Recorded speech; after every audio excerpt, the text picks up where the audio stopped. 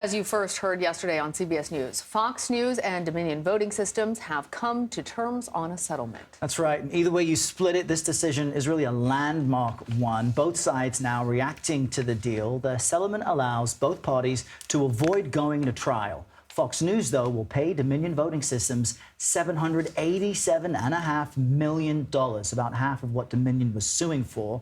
But there is no requirement now for an on-air apology from the Fox network. We had two goals in bringing this litigation, and they were accountability and justice for our client.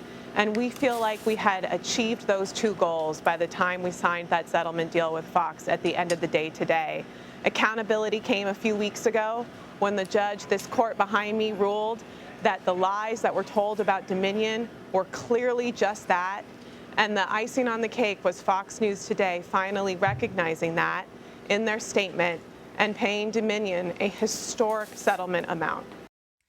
CBS News congressional correspondent Scott MacFarlane joins us now. Hey there, Scott. You have been inside the courtroom for two of the biggest hearings of the year. Tell us what happened inside the courtroom yesterday. We knew something was up immediately. The judge in this case, Judge Eric Davis, a Superior Court judge here in Wilmington, had been so meticulous about timing and punctuality and keeping the trains on the tracks. When the 1:30 p.m. opening statements didn't begin at 1:30 p.m.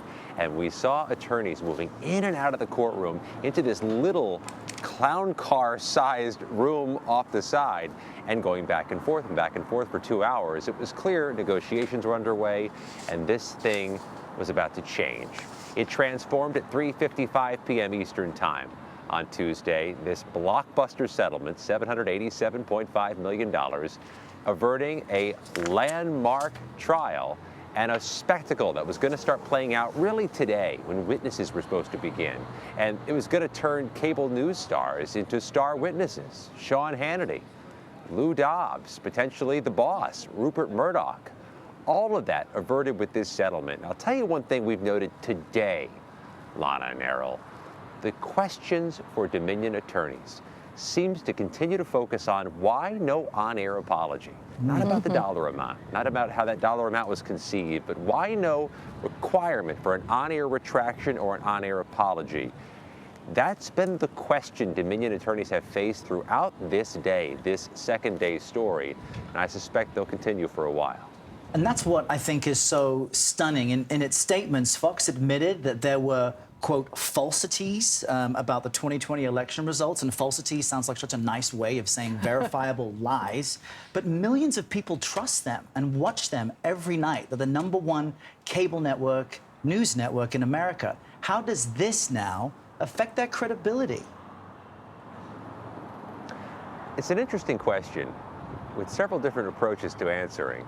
First of all, this news may not have been disseminated to the Fox News audience last night or this morning. It's not the top part of their program in prime time that they've settled this case with Dominion.